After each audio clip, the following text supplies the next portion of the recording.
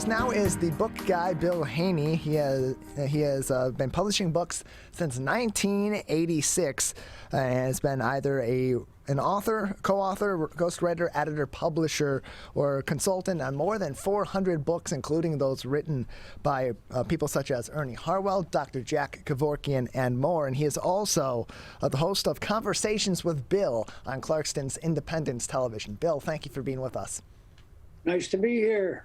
Appreciate having you on. So let's begin with your publishing career. Began in 1986, and as I said in your intro, over 400 different publications so far in your career. How did your journey into publishing begin? Well, actually, it started in 1966 when I went on to the University of Michigan Institute for Social Research with a faculty appointment. And a charge to do a better job than they'd been doing in getting out the word on their research findings at the Institute. The Survey Research Center and the other units produce a lot of very important material, and it did not get to the general public. And so I launched, founded a program there, and the first book that we did was 1967. So I actually did probably 100 or so books there, and then went to the University of Michigan Press as the associate director and managing editor, and published a wider range of books, not just social science, but other sciences, and books of interest to people in the state of Michigan. And so, as was also mentioned, you've written or been involved in the writing process in books with a lot of very notable people, such as Ernie Harwell, who was, of course, a legendary Detroit Tigers play-by-play broadcaster on the radio. You talk about writing his book, Tuned to Baseball, along with him, and how that relationship came to be. Sure. I was a Tiger fan since the 1940s, actually, and followed them very, very closely through the previous announcers, names that people probably don't even know, Harry Heilman and Mel Ott, and a number of other announcers before Ernie came in '61. A great year for the Tigers. Norman Cash batted .361 that year. And the Tigers almost won the pennant. The Yankees did when Maris hit 61 home runs. So 61 was a big year. Yeah. And Ernie and I communicated quite a bit before I ever met him. And he asked me to be on his pregame show. I did a thing called the Detroit Tiger Fans Calendar, which kind of looks like that. Okay. And Ernie liked it and invited me to come on. We did an interview on the runway of going in Tiger Stadium, Briggs Stadium it was then. Yeah. And Ernie said, well, come on up and sit with me in the broadcast booth and let's have a cup of coffee and talk about books. Ernie was a voracious reader because he traveled a lot, and he would always have books with him to read on the plane and in the hotel when he had nothing else to do. And so we talked about books, and I said to Ernie that I thought he should do a book. And Ernie said, well, who's interested in my little stories? 20 seconds between pitches. And I said, well, a lot of people would be. And if you pass from this life without doing a book, it would be a great loss. And so Ernie that night mentioned this to Ms. Lulu. And she said, well, you listen to that, Mr. Haney, and you're going to do a book. And so Ernie then called me, asked me to come down to the ballpark again the next day, and we would talk further, and we did. He said, now what do I do? I'm no writer. Actually, Ernie was a very good writer, but his brother, one of his brothers had been a prominent writer, and so Ernie felt like he's the writer, I'm the voice.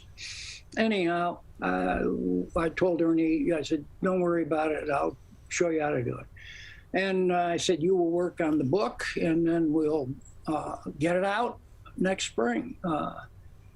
So he did. And that fall, we polished it up. I told him, I outlined it, what chapters we might want to consider characters of the game, and the umpires that he was fond of, and a lot of interesting stories. And I tried to get a publisher in New York to do it so that they would sell even more, but they said, no, it'll only sell 3,500 copies. We need 10,000. So I co-published the book with Diamond Communications in South Bend. They did a great job. We called it Tune to Baseball. That was Ernie's title all along. And very often authors come up with dopey titles, but that was a good one. And so we had sold 7,700 copies before we even went on press. Ended up selling, I think, 27,000 in hardcover and 100,000 in paper. So much for the brilliance of New York book publishers.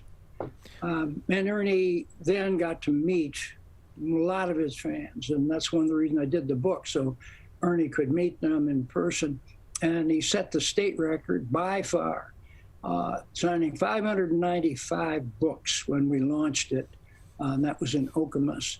And nobody's come near that. That's an incredible launch.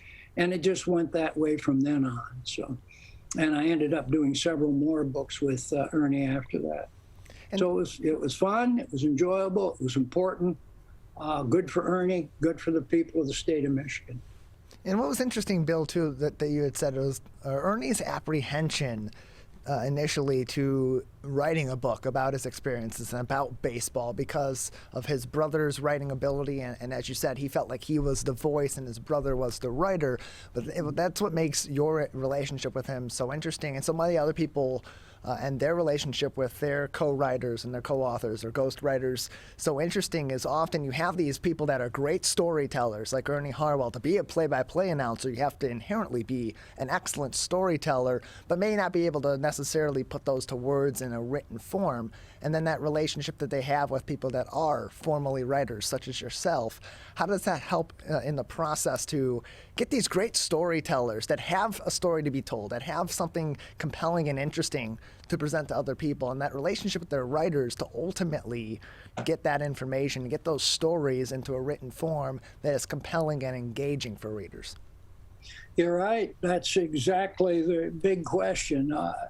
Many people and a lot of good reporters have great stories, but don't have, in fact, newspaper people have that problem more often than not because they're used to writing against deadline, writing a small amount of copy, filing it right away, and doing a book.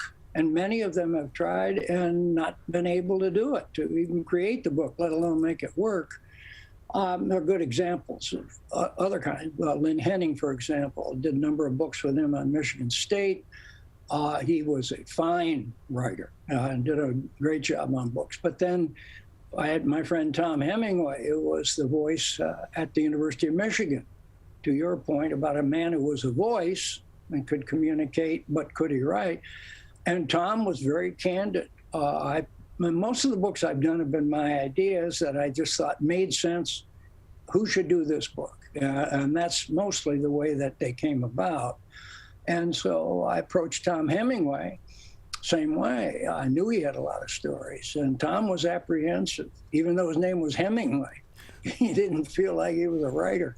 And so we teamed up on it. And we did this book. Life Among the Wolverines, an inside view of U of M sports by Hemingway with Bill Haney.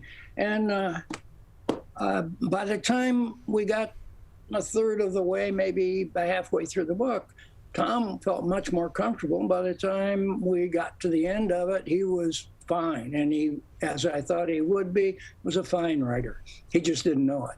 And that happens. It happened with J.P. McCarthy.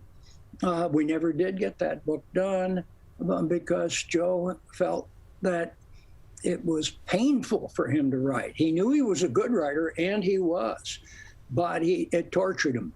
And so he procrastinated, and a book that should have been done and could have been done wasn't done. And Joe would have been good because he indeed, the stuff that he did write to show me was excellent. But he knew that it was likely he would procrastinate himself out of it, and that's exactly what happened. Another interesting figure in especially Detroit history and Michigan history, and even in U.S. history that you wrote alongside with was Dr. Jack Kevorkian, who is, of course, known as Dr. Death. Talk about your relationship with Dr. Kevorkian and your role in helping him tell some of his stories as well, especially being that in his case, instead of being a renowned and beloved figure such as Ernie Harwell and some of the other people that you've written with, he was more of a controversial figure. Very much. And Jack was a very complicated person. Yeah. I liked Jack a lot. He was a nice guy. Very different than the public image of him in many ways. But that came about because a very fine writer, Mike Betzold, was covering the Detroit Tigers and had written a manuscript that he brought to me and wanted to publish called Queen of Diamonds, the history of the Detroit Stadium, Briggs Stadium, Tiger Stadium. And I had a lot of other books going then and told him I'd buy the book, but I really couldn't take it on as a publisher at that time and do the good job by it. He ended up doing the book later. But I said, if you're interested in doing the other story that you're covering, that's important because I want to do a definitive book on assisted suicide. So it will raise people's awareness on either side of the issue. And so I said, if you want to do that. And Mike resisted. But then he called me 3 or 4 weeks later and said, well, the situation's changed.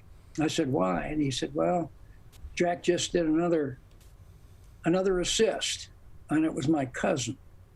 And so he really got into the story. He had covered the first few assists. And so we did a book called properly Appointment with Dr. Death.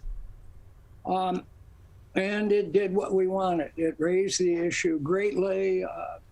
Al Pacino made a film based on this book called What You Don't Know, Jack. Yeah.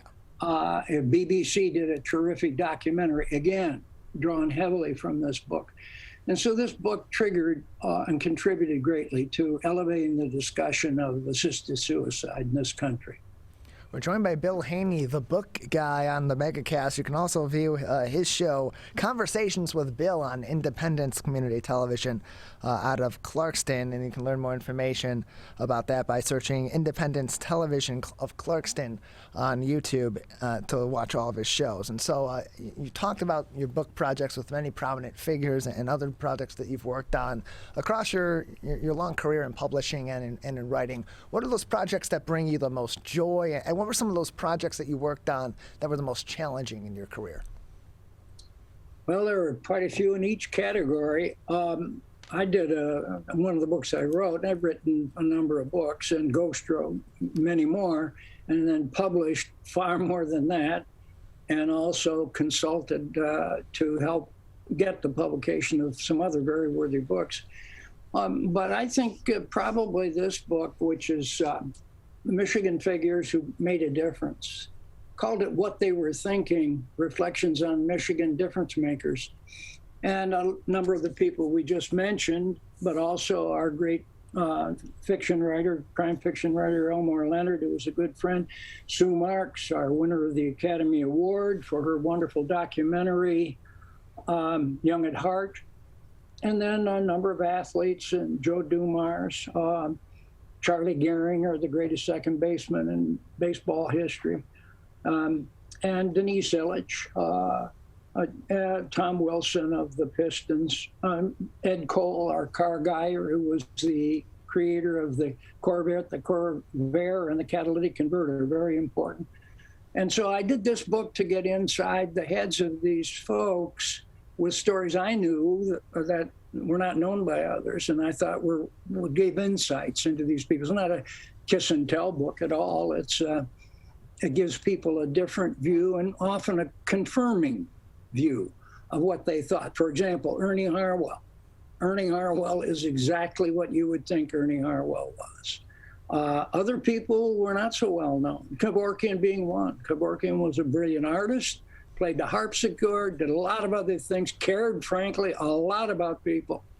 and the folks that were the relatives and friends of the people that he assisted in suicide loved him because he helped remove their pain and indignity of somebody they loved. So, yeah, that was an interesting book. Jennifer Granholm, our governor at the time, and now the Secretary of Energy. But it was a useful book, and it seemed to help people understand better these folks.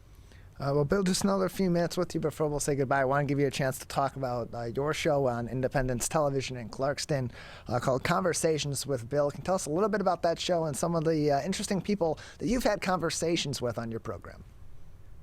Yeah, it's a very good title because it wasn't mine. It was the director and producer that just said, "What are we going to call this thing?" And I said, "Well, I don't know. It's not an interview show. It's just conversation." So that's what it was, Conversation with Bill. And I had one of the early ones was Alyssa Slotkin, who was then a